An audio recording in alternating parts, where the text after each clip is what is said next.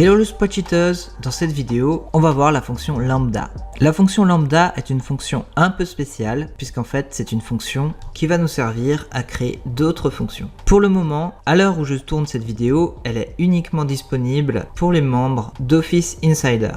Pour adhérer à Office Insider, il faut aller dans Fichier, Compte, et ici s'inscrire à Office Insider, et éventuellement, si vous ne voyez toujours pas la fonction, modifier le canal. Imagine que tu souhaites calculer l'aire d'un cercle, et je sais pas si tu te souviens des cours de maths au collège, mais la formule c'est pi fois rayon au carré. On va le calculer à l'aide d'une formule, égale pi multiplié par le rayon au carré. Voilà l'aire de mon cercle, et si je tire la formule vers le bas, voilà l'aire des différents cercles selon leur rayon. Et maintenant, avec la fonction lambda, je vais dans un premier temps paramétrer ma fonction. Je vais appeler la fonction lambda. J'ai deux éléments, paramètre ou calcul. Le premier élément va être mon paramètre que je vais noter R, c'est-à-dire mon rayon. Point virgule, mon calcul, je vais ouvrir une parenthèse et je vais saisir ma formule, c'est-à-dire pi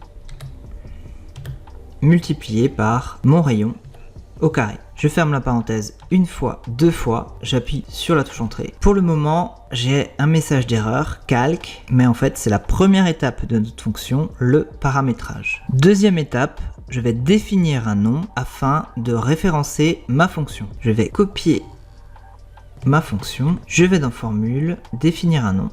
Je vais nommer ma formule R cercle et je vais coller ma formule saisie précédemment. OK. À présent, je peux appeler ma formule R cercle. Ma formule a un paramètre qui est le rayon du cercle. Je ferme la parenthèse et entrer. En fait, la fonction lambda permet de créer une fonction customisée comme on pouvait le faire précédemment en langage VBA. Je vous propose qu'on réalise un autre exemple.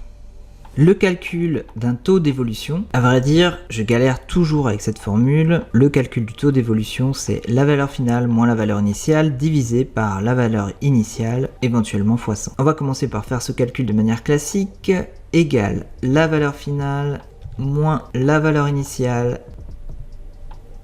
des parenthèses divisé par la valeur initiale, entrée, je tire ma formule vers le bas et voilà le résultat.